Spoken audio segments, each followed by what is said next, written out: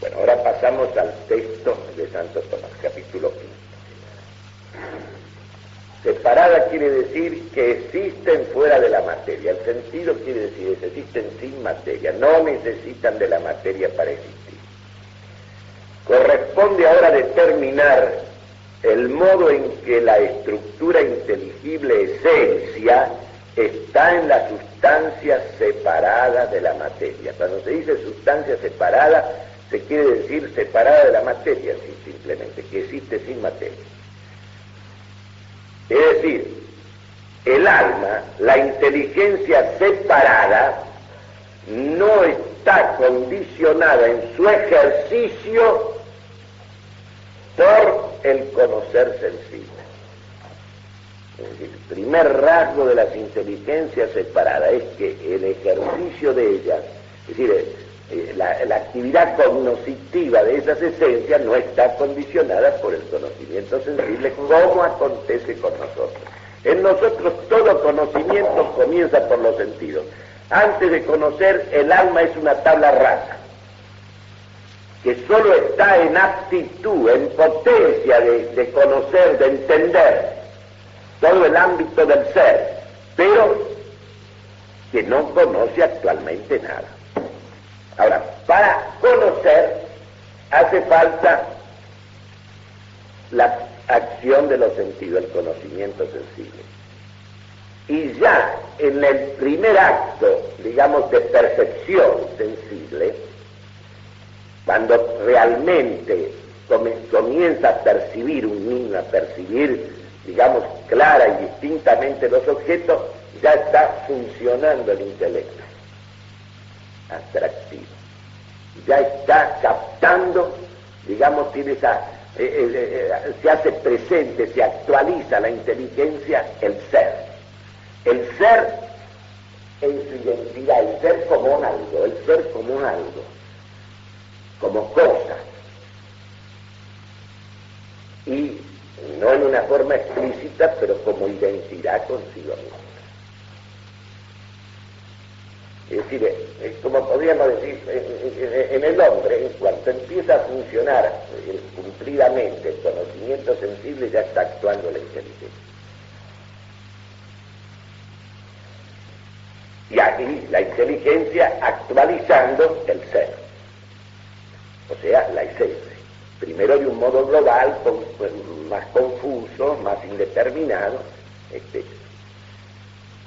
Dice, si bien todos están contestes en afirmar la simplicidad constitutiva de la causa primera, no faltan quienes han pretendido introducir la composición de materia y forma en las inteligencias separadas y las almas. Es decir, si bien hay muchos que no dudan, que reconocen la simplicidad absoluta del ser de Dios, de la forma que es Dios, hay muchos que dudan o que desconocen y que pretenden que las inteligencias creadas suponen todas forma y materia para existir. Parece ser Avicebron, el autor de tal doctrina, autor también del libro Fuente de la Vida. Esta posición va contra el común sentir de los filósofos, quienes denominan estas sustancias, inteligencias separadas, sustancias separadas de la materia, y demuestran estar constituidas sin materia alguna. La principal demostración se apoya en la capacidad intelectiva existente de ellas, inteligencias y almas, en que son almas inteligentes, son espíritus. Porque hoy es curioso, la psicología actual vuelve a las grandes distinciones de los maestros griegos. Distinguen, digamos así, cuerpo, psique y espíritu. No porque la psique y el espíritu, digamos así, no pertenezcan al mismo sujeto que es el alma inteligente, sino que se denomina psique lo que es, digamos, del alma y del cuerpo, como es, por ejemplo, la sensación o el apetito o el deseo. Y se denomina espíritu la actividad inteligente y volitiva del alma, en que el alma funciona como si fuera una sustancia separada, aun cuando no lo es. Por eso Aristóteles en el libro tercero del Tratado del Alma dice: el alma cuando piensa funciona como si fuera un principio separado e impasible. Fíjense que este filósofo pagano, ya pensó en la existencia de seres, de formas, que de forma separada, porque al hablar del alma cuando piensa, dice que ella actúa como si fuera un principio separado de la materia, lo cual está como presuponiendo implícitamente que una inteligencia puede existir separadamente de la materia, aunque no sea el caso de la inteligencia humana. Pero cuando ella piensa, es como si no tuviera cuerpo, porque el cuerpo interviene, lo sensible interviene, pero como elemento exterior, extrínseco al acto intelectual. Bueno, vemos efectivamente que las unidades objetivas o formas inteligibles no son actualmente perceptibles a la inteligencia, sino por estar separada de la materia y liberada del peso de sus condiciones. Es decir, nosotros para entender lo inteligible de las cosas, la esencia de las cosas, tenemos que liberar a esas cosas en nuestra mente de las condiciones materiales en que esas esencias existen en la realidad. Tenemos que desmaterializarlas. Esa desmaterialización o desindividualización, porque la materia es el principio de individuación, no la hacemos realmente, ¿se entiende? Lo hacemos por abstracción, es en la mente. Pero sin esa liberación de las condiciones materiales no las podemos entender. Esto es lo que quiere decir. Y no devienen esas esencias, esos núcleos inteligibles de las cosas, no devienen actualmente inteligibles, actualmente entendidas, sino por la actividad de la sustancia que las entiende. Es decir, que para que lo inteligible, la esencia, que está potencialmente encerrada en el individuo, en su existencia material, pueda ser entendida, se necesita el actuar, la actividad de la sustancia que entiende, es decir, del ser inteligente. Es él el que actualiza, la inteligencia es la que actualiza la esencia. La esencia está íntegramente en el individuo, es decir, la esencia del equino o la esencia del hombre está íntegramente en cada caballo, en cada hombre, pero hay que sacar la luz. ¿Y quién la saca a luz? La inteligencia. ¿Por medio de qué? Su operación abstractiva. A saber, recién las esencias existentes son entendidas cuando son conducidas al interior de la mente y asimiladas por ella. Por consiguiente, en toda sustancia inteligente es indispensable, vean qué hermoso es esto. Por consiguiente, en toda sustancia inteligente es indispensable una total inmunidad respecto a la materia. Como si la materia, de suyo la materia es opaca a la inteligencia, es impermeable a la inteligencia. Entonces, de algún modo, tienen que ser liberadas, lo inteligible de las cosas tienen que ser liberadas de su materialidad, en la cual existe.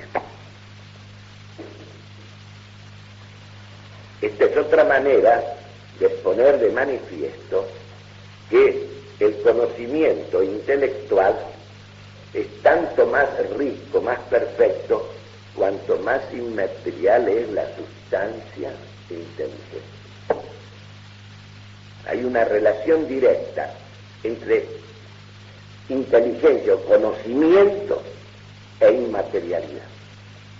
porque la materialidad de suyo es opaca a la inteligencia.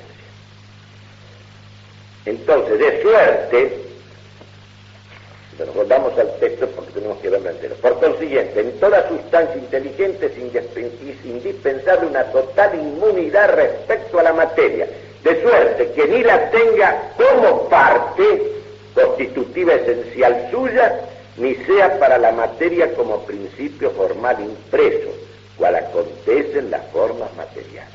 Porque las formas materiales están como encerradas en la materia, ceñidas por la materia, circunscritas en la materia, individuadas en la materia. Por eso, si el hombre no tuviera más individuación que la exterior, visible, corpórea, material, entonces sería simplemente un individuo. Y sería un individuo, en fin, como todos los individuos dentro de esa especie. Pero en el hombre, ese individuo exterior, es decir, esa individuación exterior que le viene de la materia, que le viene de lo corpóreo, circunscrito, la materia sinnata, como se dice, hay esa individualidad, esa individuación, tiene una otra forma superior a esa, que es la individualidad interior.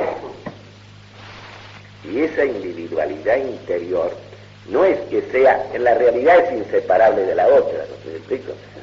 Pero esa individualidad interior es la que le da el sello, obtiene una presencia en todo el individuo exterior. El cuerpo es el campo expresivo del alma inteligente. Todo el cuerpo, unido sustancialmente a ella, al alma, es además signo del alma, expresión del alma.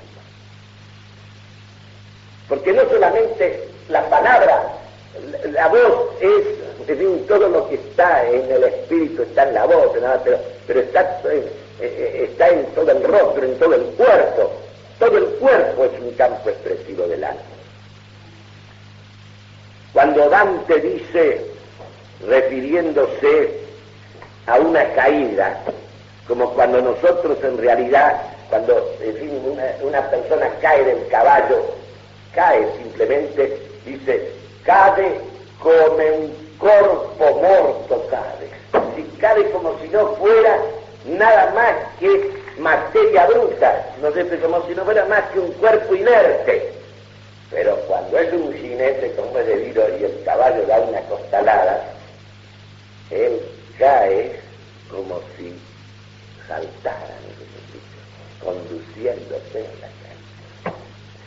No es lo mismo, no sé, son dos, las dos son caídas, es decir, materialmente la persona ha caído, pero usted ve perfectamente ahí la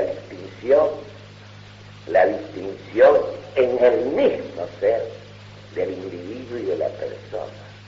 El individuo es la persona humana exteriormente, corporalmente, existente y vista.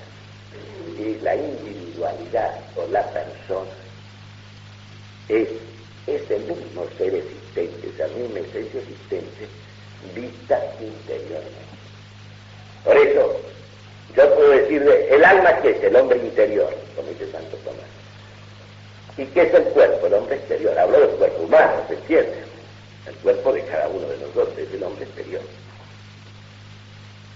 Ahora, el único ser en el mundo corpóreo, visible material, que tiene esta individualidad interior que lo constituyen personas, es el hombre.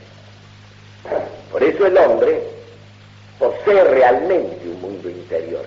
En el animal, en la sensación, empieza a despuntar una intimidad, una interioridad.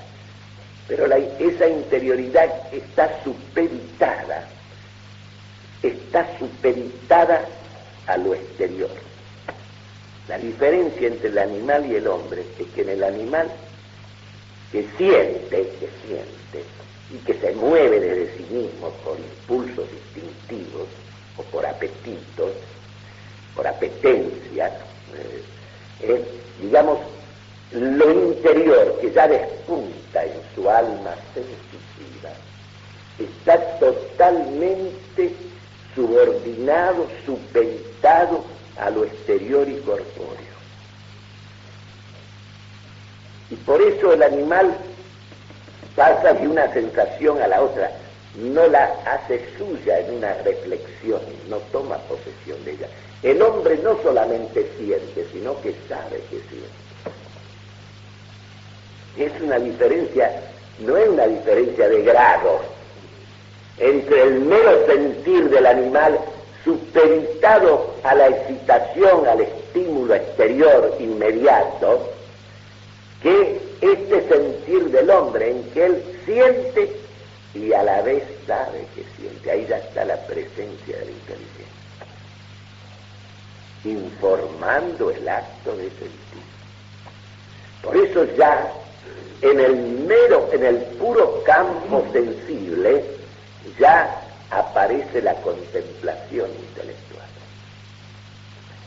El hombre se demora ante un color, ante una figura exterior, por pura curiosidad intelectual. Se demora.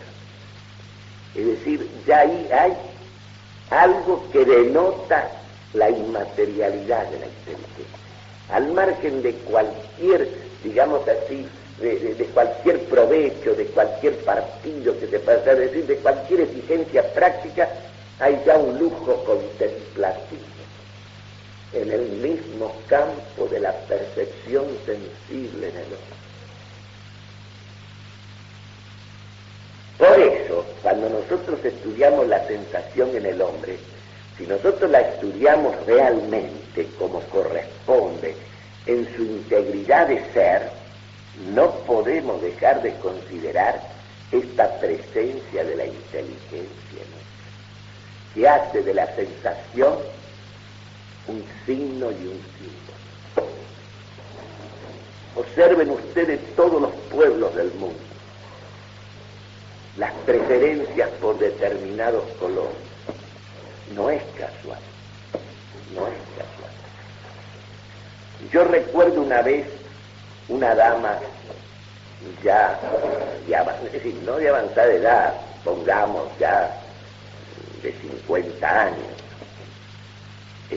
soltera, que seguramente había vivido en una ansia, digamos, apremiante de casarse, y llegó a esa altura de la vida. Y un gran señor que quedó viudo y una gran mujer. En fin, se casó con él. Entonces, me tocó ser testigo de la boda civil, vamos a llamarla así. Y el casamiento religioso se hizo en la casa, menos mal, ¿no? Y esta dama insistió en vestirse como una novia joven, de blanco y de blanco. Observen bien, era una mujer para colmo, ampulosa y desbordada. Entró en el amplio comedor de la casa de provincia y entró acompañada por el hermano. Era algo tan infinitamente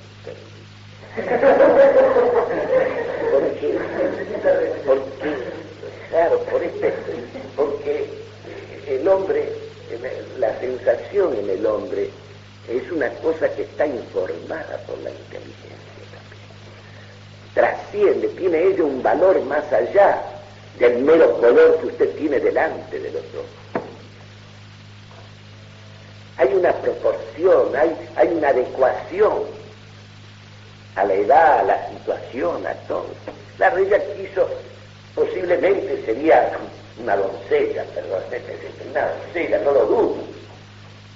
Pero la doncellez, el blanco, ella lo tiene en su tiempo, no sé si me explico, no puede, usted tiene que ajustar las cosas adecuadas.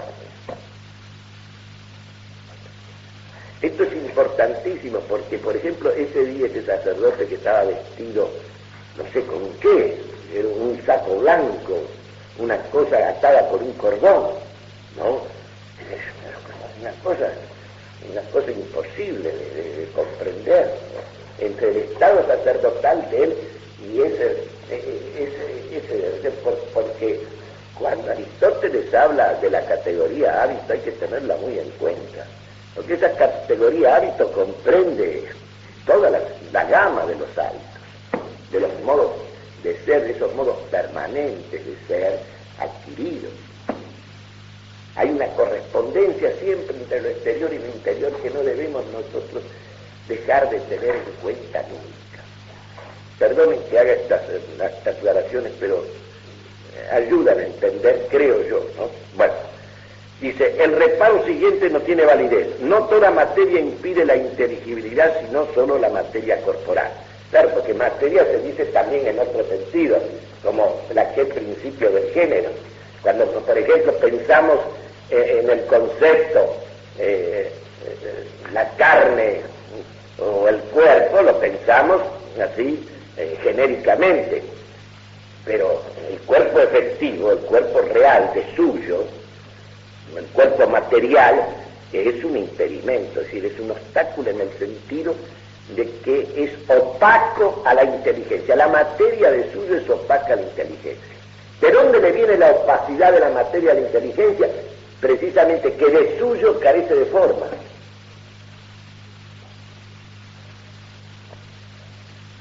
Si el impedimento a la inteligibilidad de un objeto proviene tan solo de la materia corporal, habría que decir que la materia corporal impide la inteligibilidad de un objeto, en razón de la forma corporal, porque la materia es corporal precisamente en razón de su forma corporal. Y en cuanto a esa forma que la constituye en cuerpo, eso es inteligible, desprendido de su concreta materialidad, como la inteligencia lo hace intencionalmente.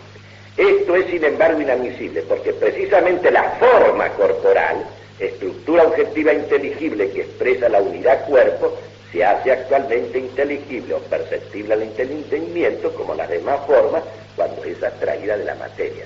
Se sobreentiende de la materia concreta, singular, cuanta, de la materia cuanto, de estos huesos y de esta carne. Pero no la carne y los huesos, eso puede ser pensado, porque ahí está, digamos, la forma corpórea desprendida de su materialidad concreta y singular.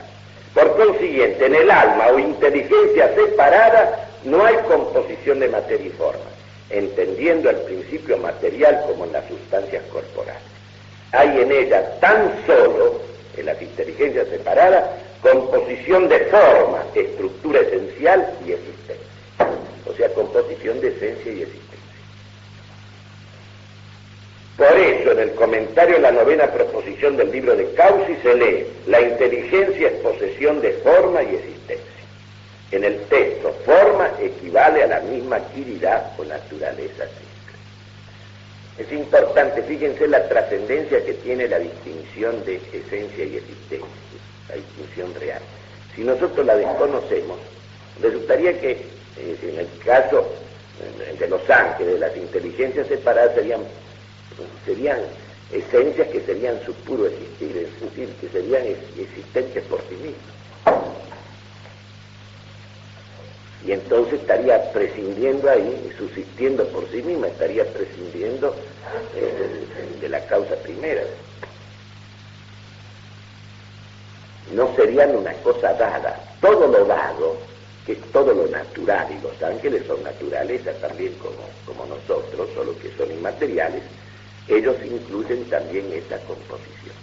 Son existencia de algo, donde el existir se separa del esencia, realmente. Es fácil ver cómo esto es así, cuando de dos cosas entre sí relacionadas, una es respecto a la otra causa de su existencia, la que ejerce función de causa puede existir sin la otra. pero la posición no es inversamente valedera. Es decir, la materia solo puede existir por la forma, pero no al revés. El acto de existir se lo da a la materia la forma. La materia tiene que ser informada. Esto prueba también que toda concesión evolucionista que parte de una pretendida, digamos, materia informe o indeterminada, pretendiendo ir sacando de ella o saliendo de ella toda la riqueza de la forma, es contraria al orden natural. Porque lo que lleva a la existencia a la materia es la forma, y lo que lleva a la existencia, lo que está en potencia, es el acto, que es el acto y la forma se corresponden, como se corresponden la materia y la potencia. Por eso la materia también es un concepto analógico. La materia es algo puramente potencial de suyo. De suyo es potencia para hacer esto o aquello, pero por sí misma no puede llegar a hacer ninguna cosa. Dice, la forma en su estructura precisa de tal no depende de la materia.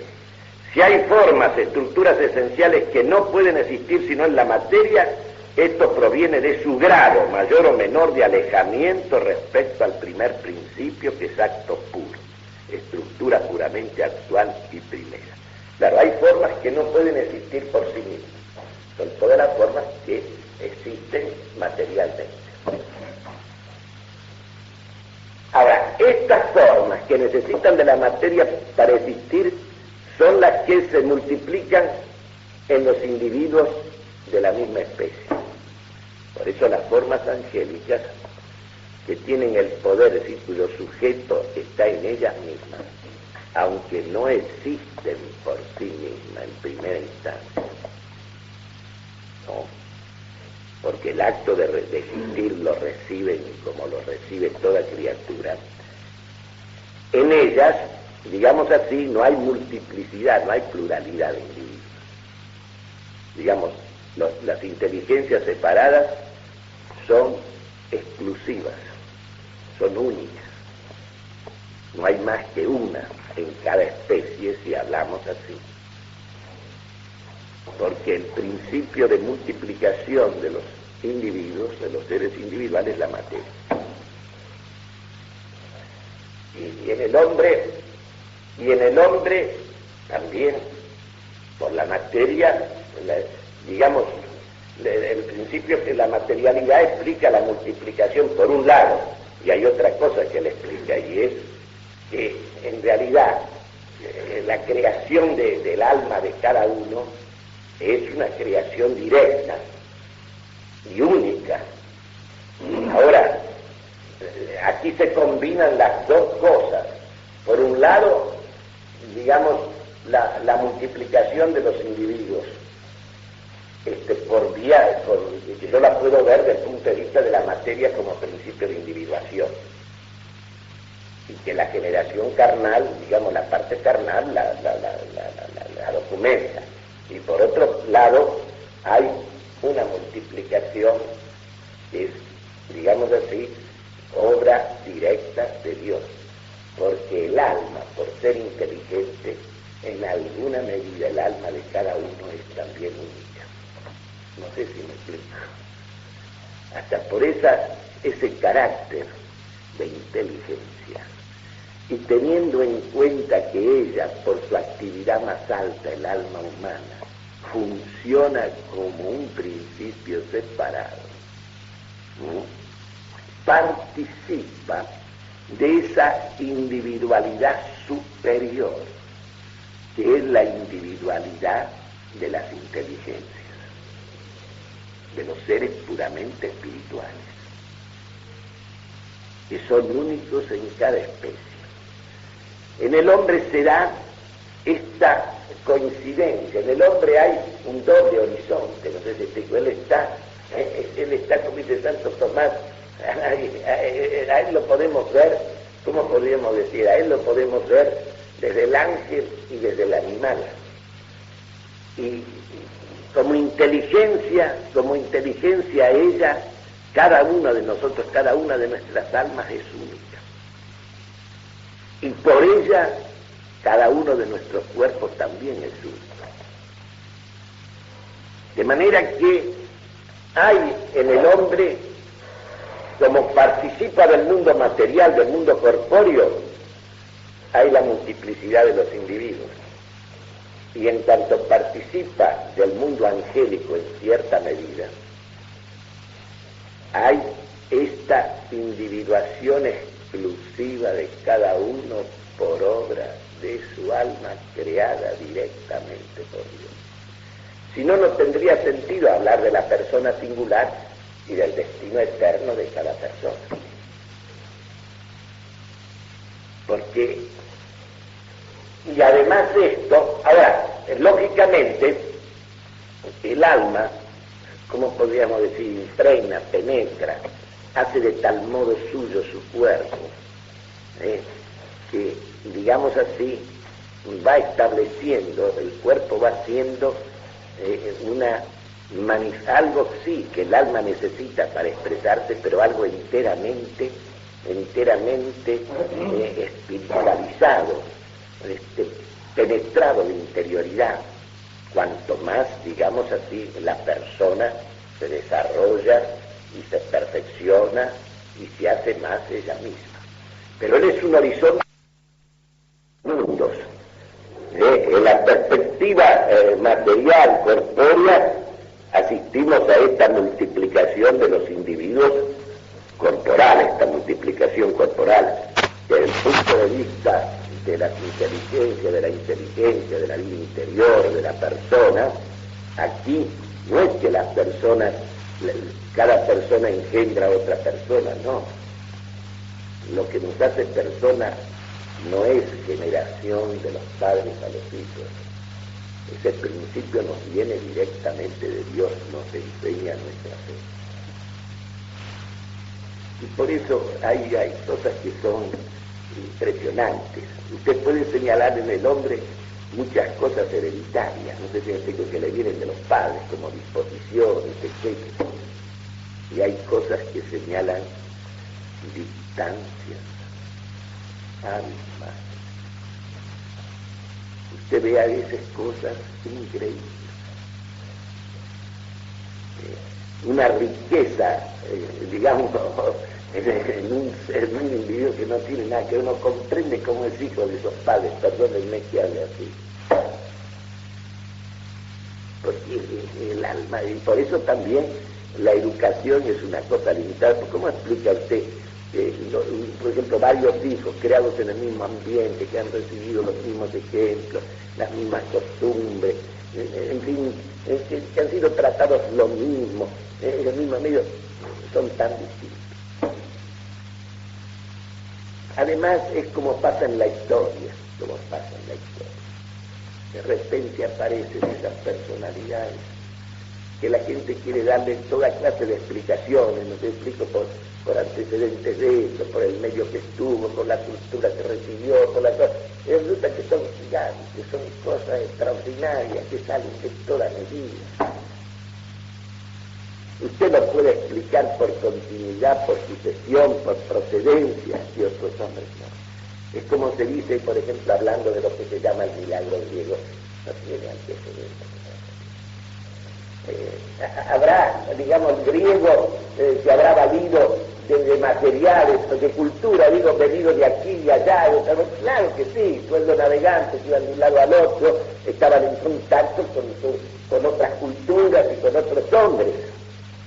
Pero lo que hicieron ellos en ese breve periodo es una cosa que no tiene antecedentes. No viene, no es como, digamos así, la montaña que se va haciendo por acumulación, no. Visto humanamente es una ruptura, es un escándalo, es una cosa insólita. No tiene precedente, no tiene explicación. Si no, el hijo del genio tendría que ser genio, y el hijo de ese genio tendría que ser genio. Y eso me recuerda uno de los maestros que yo tuve, verdadero maestro, Coriolano Alberino. Resulta que empezaba, incluso por parálisis infantil era lisiado, pero tenía una pavesa será realmente. Se sobreañade a la misma desde fuera y entra en composición con ella, porque ninguna esencia es inteligible sin sus partes esenciales e indispensables. En cuanto toda esencia puede ser entendida como estructura de esencia sin que a su noción se incorpore nada de su existencia, puede entender que es el hombre o el ave fénix e ignorar si existen en la naturaleza real, lo cual es un hecho evidente. Incluso el ave fénix no existe en la realidad y puedo pensar como un ser determinado. Es entonces manifiesta conclusión que la existencia difiere de la esencia. Acá está el famoso problema de la distinción real, o si solo es una distinción en el pensamiento. No, es distinción real. Santo Tomás dice, es entonces manifiesta conclusión que la existencia difiere de la esencia o quididad, a no ser que exista una realidad cuya quididad, cuya esencia sea su mismo existir. Semejante realidad no puede ser sino una, y de todas, la primera realidad. No hay más que una sola cuya esencia sea su misma existencia. Ahora, ustedes se dan cuenta que si nosotros eliminamos la distinción real de esencia y existencia, caemos indefectiblemente en el panteísmo. Caemos indefectiblemente en el panteísmo. Ustedes ven que parece una cosa minúscula y sin embargo su proyección afecta toda la visión de las cosas, toda la concepción de las cosas.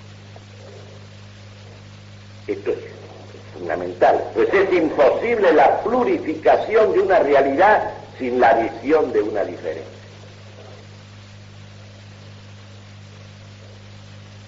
O bien a la manera como el género se divide en especies, o bien como las formas se multipliquen cuando tiene como receptáculo materia individual o dimensivamente diversa, como se multiplica la naturaleza específica en los individuos, o bien como difieren una realidad absoluta abstracta en comparación a otra relativa o concreta. Por ejemplo, si existiese un calor absoluto abstracto, sería diferente por su mismo estado absoluto o abstracto de todo otro calor relativo, determinado calor o concreto.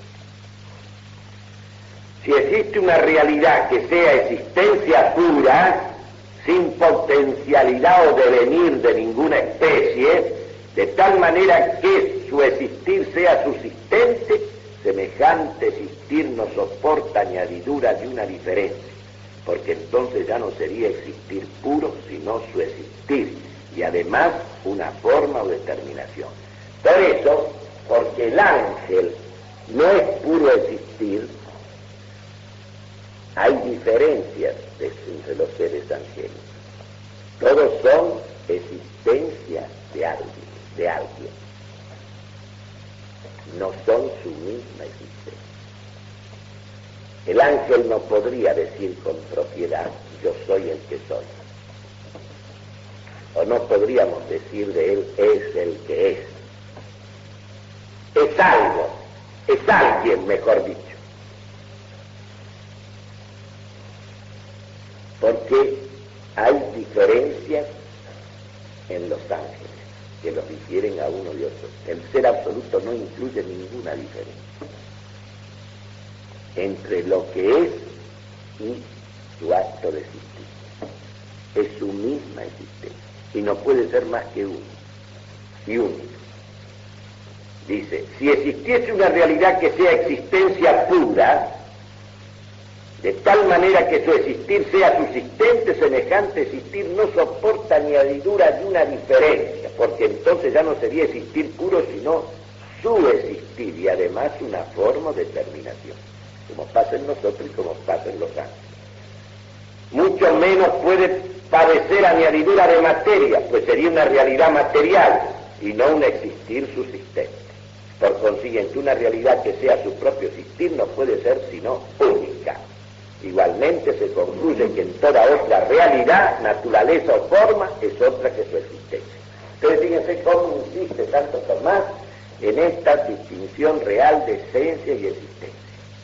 Toda esencia creada es lo que una cosa es. Y el existir de esa esencia es existir de algo o de alguien determinado. Y se distingue siempre lo que es de su presencia o de su posición existencial, de su acto de existir. De donde deriva que también en las inteligencias separadas el existir no pertenece como elemento esencial constitutivo a la forma. Por este motivo se dijo que inteligencia es posesión de formas y existencia. Todo elemento integrante correspondiente a una entidad tiene su causa en los principios constitutivos de la naturaleza a cual pertenece, como en el hombre el ser risible. El ser risible proviene en el hombre, propiedad que proviene de su esencia o naturaleza, o proviene de un principio extrínseco, como la luz en el aire de la influencia solar. No es posible, en cambio, que el existir mismo sea causado por la forma de la entidad. Es decir, que la forma, aunque sea una forma angélica, no puede ser causa de su existir. Y ahí viene el hecho de que toda criatura está suspendida, y suspendida permanentemente de su causa primera, de su acto creador. Todo está suspendido de él. Por eso es justo que digamos siempre si Dios quiere, no sé si me explico, ¿no? Es así, si Dios quiere, Dios mediante. Porque al decir eso, estamos reconociendo que nuestro existir, nuestro contingente existir, y aún el del ángel, aunque nosotros, lógicamente, Dios no va a querer anonadar seguramente su creación, no sé si explico, pero no que no lo puede hacer. Todo está suspendido. Y esto es notable porque quiere decir que el existir es un acto que, digamos así, que proviene permanentemente de Dios. Estamos en la existencia porque Él nos sostiene en él, simplemente. No es posible, en cambio, que el existir mismo sea causado por la forma o utilidad de la entidad. Digo causado como por causa eficiente, entendámonos. El existir no puede ser causado por la forma como causa eficiente. Como causa formal sí, pero como causa eficiente no. Hay alguien que nos pone en la existencia, como decía Agustín, decía él, si yo le pregunto a cada cosa, o a mí mismo, ¿tú cómo estás en la existencia?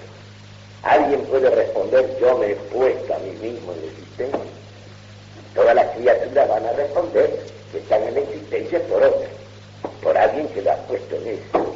Y en última instancia vamos a llegar a aquel que lo pone a todo. Por eso el padre ayer insistía en esta cosa que parece paradojal, refiriéndose a cómo nombró Aristóteles al acto puro, al motor inmóvil. Fíjese qué cosa maravillosa.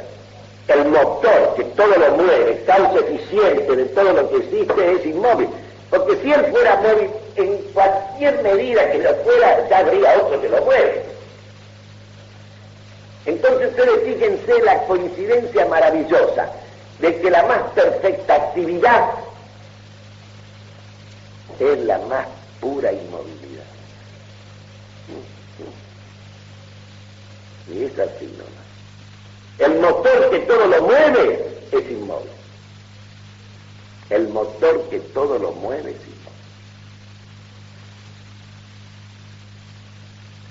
Es curioso, pero es así. La gente cree que la mayor actividad es el movimiento, lo que más se mueve. Lo que más se mueve es lo más pasivo.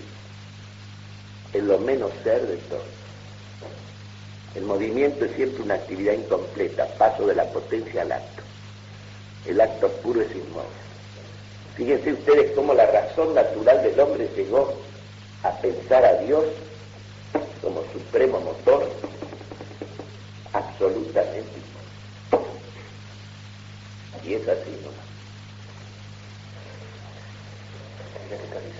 Si ya aterrizamos, entonces déjeme terminar esta parte porque quiero terminar. porque entonces una entidad sería causa de sí misma, se colocaría a sí misma en el existir.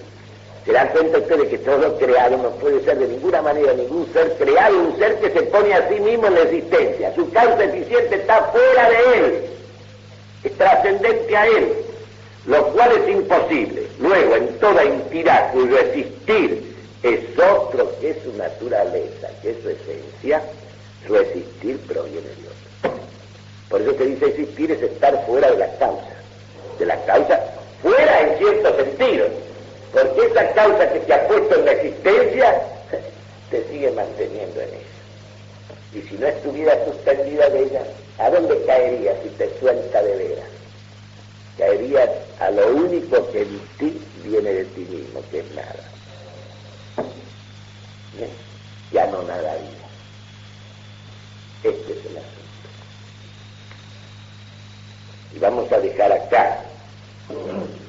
Entonces, fíjese, todavía dice enseguida, en conclusión, se tiene que inteligencia es posesión de forma y existencia, que tiene su existir del ser primero, que es existir puro, solo, sin devenir. Ahí está precisamente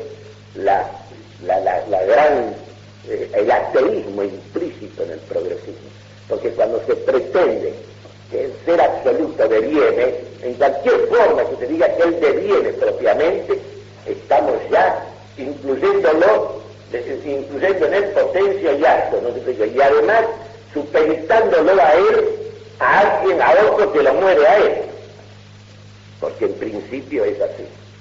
El primer principio es inmóvil, por eso en el principio fue el verbo, y por la virtud de ese verbo todos hemos sido creados, la virtud de la palabra. Pensar que la palabra es lo verdaderamente creador. Y en el hombre, definidor. Y la definición en el hombre, el poder de definir, es el sustituto, es la analogía más próxima al acto creador de Dios. Y ustedes no resolvían la definición entre abstracción formal y abstracción total. La abstracción formal es la que atiende a las distinciones. Formal. A las distinciones propias, digamos, a las distinciones, a los elementos inteligibles determinados. La otra es genérica. ¿Un ejemplo podría tomar? Claro, la abstracción, por ejemplo, de la normalidad racional, los tres grados de la abstracción están. La abstracción física es la que abstrae de lo material concreto. Pero la idea es que no son la misma, yo lo entiendo porque dice que no es la misma abstracción la de cada presa. No, son tres grados distintos de abstracción, pero que pertenecen al mismo carácter. Claro, dice que la abstracción de tercer grado es una abstracción de distinto tipo porque no va a estar como escalando solamente el árbol de bolsillo, sino... Claro, porque la otra es porque una es una abstracción por generalización cada vez más abstracta, más vacía, más indeterminada. Ese es el carácter de abstracción total, pero los grados de la abstracción propiamente, los grados de la abstracción no van, digamos así, a lo indeterminado progresivo, a lo genérico, sino que van a lo inteligible propio de cada uno de esos grados y de los seres que son considerados en cada uno de sus grados. En un caso es la abstracción de la materia sensible, en otro grado es la abstracción de la materia inteligible, que es la cantidad, y en otro grado es la abstracción del ser en tanto que ser. En esos grados la abstracción está, digamos así, dirigida a separar en la mente algo del ser existente, pero en los tres casos lo que separamos es algo distinto. Es desmaterializar. Es ir desmaterializando progresivamente. Es decir, en un caso, la materia sensible, en lo físico abstraemos la materia sensible, pero sin sus notas individuantes. En la abstracción matemática abstraemos de ese accidente cantidad que tiene la propiedad de ser materia inteligible, abstraemos la cantidad pura, vamos a llamarla así, cantidad pura, tan pura que la inteligencia la trata como si fuera algo independiente y la maneja la cantidad como si fuera algo independiente. Y en el otro caso abstraemos el ser en tanto que es ser. Esa sería la total. Esta sería, claro, esta sería la abstracción máxima, el tercer grado de la teoría, y es la más, digamos, la más determinante de esto, la diría yo, la más rica de diferencia. En cambio hay una diferencia esa diferencia que va de géneros menores a géneros máximos, es a base de vaciamiento de la realidad. No sé si explico. Es decir, el género ser no hay que confundirlo con el ser en tanto que ser, porque el género ser abarca a todos los seres por indeterminación máxima, por vacío interior máximo.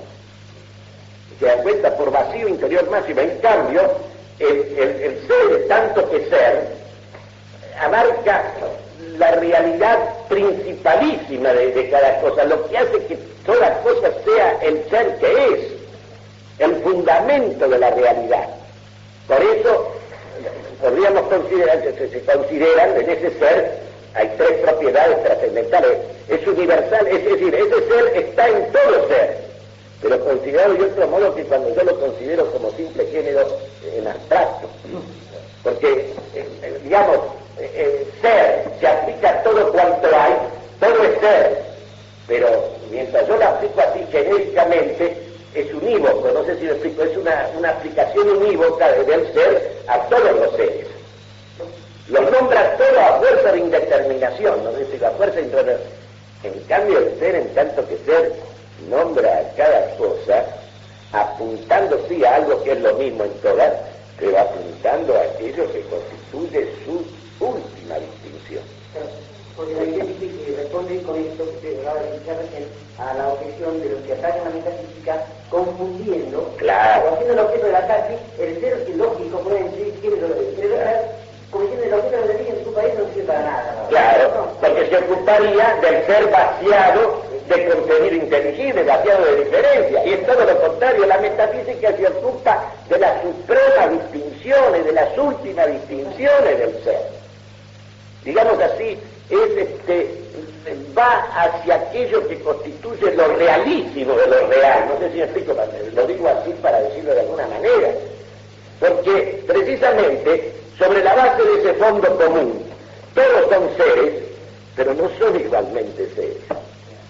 Incluso yo puedo, en categorema, cuando yo por ejemplo predico la especie así genéricamente como algo común, entonces todos somos igualmente hombres. Pero cuando yo les pongo una intencionalidad realmente óntica, es decir, metafísica, yo entonces no digo Juan es hombre, sino es un verdadero hombre, es un auténtico hombre, es poco hombre, etcétera, etcétera. No digo simplemente es inteligente, sino que es una inteligencia aguda, fina, sutil, no sé si me explico. Y tengo que ir haciendo toda una serie de calificaciones de matices a los efectos de hablar del ser tal como existe en cada uno. Por eso la relación de ser es genial, es la clave. Claro, es la clave de todo. Es, como decía usted ayer, usted no podía desarrollar, porque su clase no era desarrollar la analogía del ser, pero la analogía del ser es todo, como hemos dicho ya aquí tantas veces, por la razón sencilla de que el pensamiento metafísico es fundamentalmente analógico.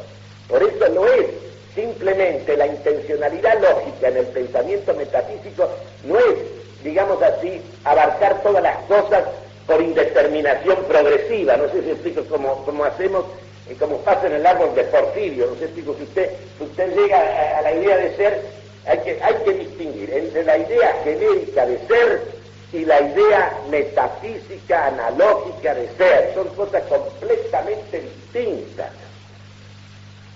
Porque cuando al ser lo considero en la pura intencionalidad lógica, no sé si explico, de cualquiera de los predicamentos, y lo predico en común, es decir, predico el ser hombre, o la especie hombre como categorema, y se la aplico igual a todos los individuos que son hombres, eso no es conocimiento metafísico. Eso es simplemente una generalización de la experiencia, eso es simplemente predicar algo que evidentemente está en todos los individuos que son hombres. Pero yo no estoy diciendo cómo está, ni en qué grado, ni en qué perfección existe en cada uno, no estoy diciendo nada de eso. En cambio, la analogía de proporcionalidad, como la de atribución, pero la de proporcionalidad especialmente, establece la densidad ontológica que cada individuo tiene. Es decir, la esencia no existe igual.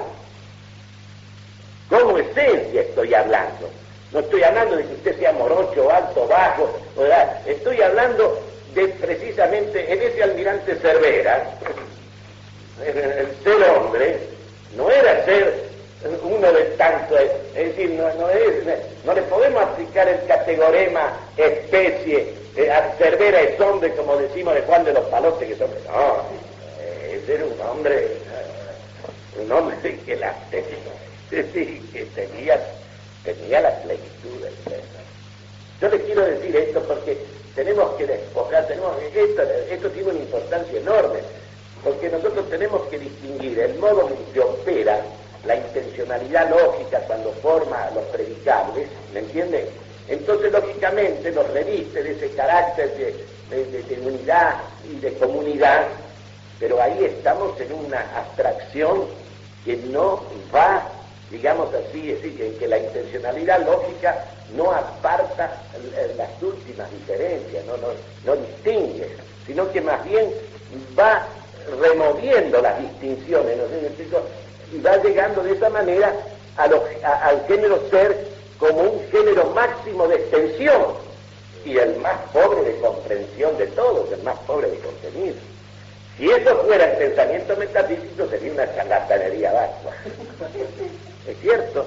Y ahora muchos lo identifican con eso precisamente porque prescinden de la analogía de la inteligencia metafísica. La inteligencia metafísica es analógica y todos los conceptos que maneja, los maneja analógicamente, ni unívoca ni equívocamente.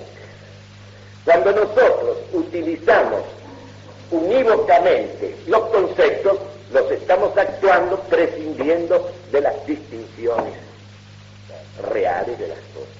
Por eso la gente ha llegado a rechazar el filósofo. No sé que la filosofía lo trata como un chaval, uno que está en las nubes, que no está en la realidad. No está en la realidad. Un loco, sí, un hombre que no vive nada. Claro, que no distingue, que en realidad todo es ser, es una cosa, la nebulosa, ¿no? Y además es por eso que se pueden hacer todos los trucos y falsificaciones que tienen. Yo les voy a leer en otro momento, por ejemplo, el manifiesto de los iguales de Babel, ¿no? De la Revolución Francesa, y ustedes van a ver el lenguaje. Es un lenguaje que evidentemente, en base a que, por ejemplo, todos somos animales, todos tenemos las mismas necesidades, y por lo tanto, la verdadera justicia consiste en poner todo lo que produce un almacén común, no sé si explico, y después repartirlo a cada uno en medida suficiente y ya está arreglado el problema. Como la gallina. Como hacemos con la gallina. Entonces ahora, meditación seguida.